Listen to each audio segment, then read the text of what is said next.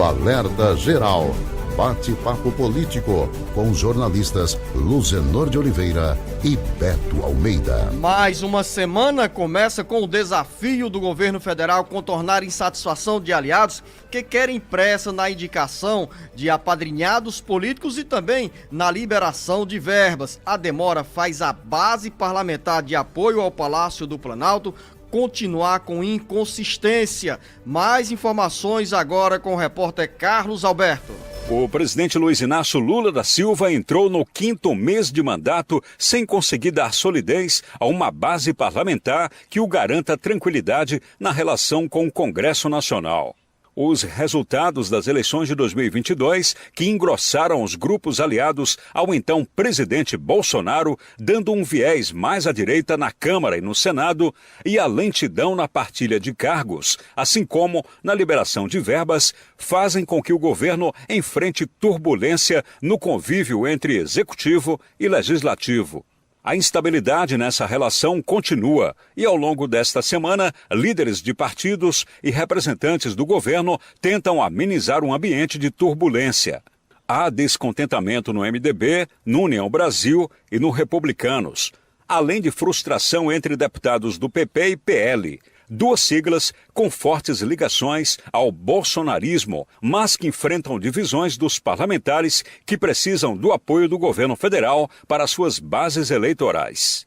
Os dissidentes do PP e do PL querem a atenção do Palácio do Planalto para se integrar à base de apoio ao governo.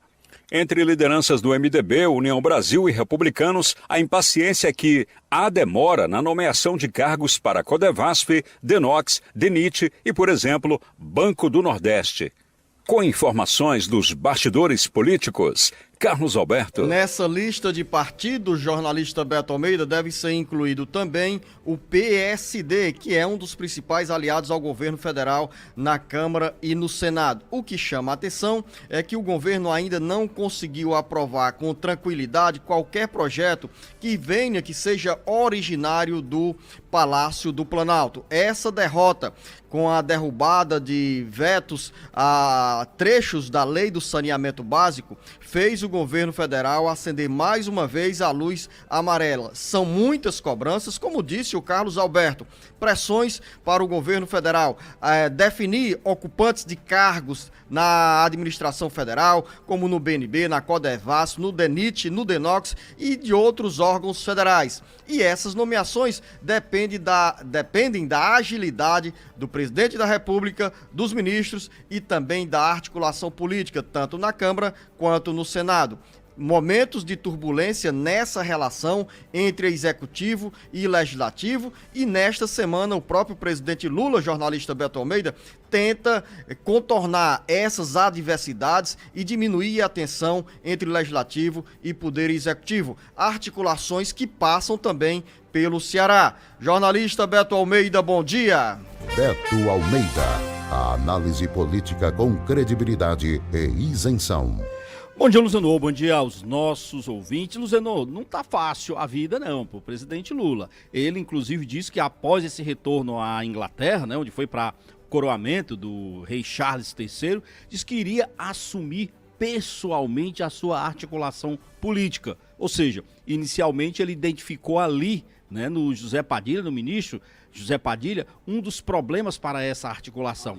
Alexandre Padilha. Agora, qual é o problema, Luciano? É que isso se espalha para todas as bancadas, inclusive aqui no estado do Ceará. O índice de insatisfação, por exemplo, em relação à articulação política que é feita pelo líder do governo na Câmara dos Deputados, o deputado federal José Nobre Guimarães, que vem recebendo críticas, inclusive de aliados do próprio PT. O José Ayrton Cirilo, o deputado federal José Ayrton Cirilo, ele é um dos que é críticos em relação ao trabalho que vem sendo feito pelo José Nobre Guimarães e também pelo Alexandre Padilha. E ele diz o seguinte, Zino, palavras do José Ayrton, tá? Ele diz que os dois enrolam e não resolvem, que por isso aumenta a insatisfação da bancada com relação a essas articulações. O José Padilha teve um momento, vamos dizer, durante essa viagem de Lula à Inglaterra, em que o Lula recuou, disse que o ministro dele era muito bom, que ele fazia uma articulação política boa, mas é claro, o presidente Lula espera resultados. Do mesmo jeito que aqui no estado do Ceará, onde dos 22 deputados, naquela derrubada dos vetos do presidente Lula, apenas 9, Luzenor, dos 22 deputados federais, apenas 9 seguiram a orientação do governo para a manutenção dos vetos. Não, mas nesse cálculo você não pode tirar por base toda a bancada, porque nós temos entre os parlamentares federais muitos de oposição, ou seja, Sim, essa matemática não entra. A base do governo aqui, entre os partidos que apoiaram o presidente Luiz Inácio Lula da Silva, tem quantos votos?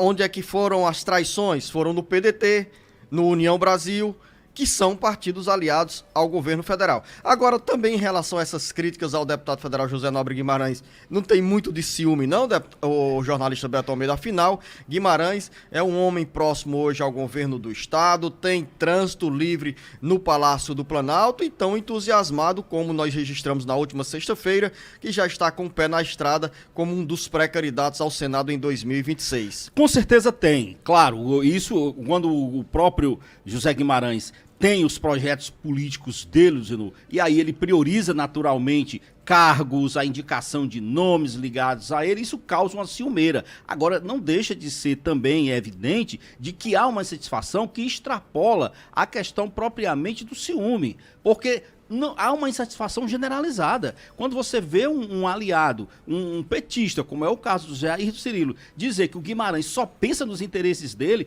que já indicou só no Ceará 10 cargos, que deu um para a Luiziane e os outros foram para bolsonaristas e para os petistas 0, ou seja, algo está errado nessa articulação. E o presidente Lula, de fato, sabe que precisa tomar as rédeas dessa questão da articulação política, Luciano. Com um detalhe, o presidente da Câmara dos Deputados, o Arthur Lira, disse o seguinte, que acha perigoso que essas negociações passem a ser feitas também diretamente pelo presidente. Por que isso? Porque se ele não tiver alguém no andar um pouco mais baixo do que ele, mas que o represente, se ele for diretamente para essas negociações, e aí? E se não der certo, o que vai sobra? Entrar no varejo, né? E nós já vimos um filme bem exatamente destrutivo isso no passado.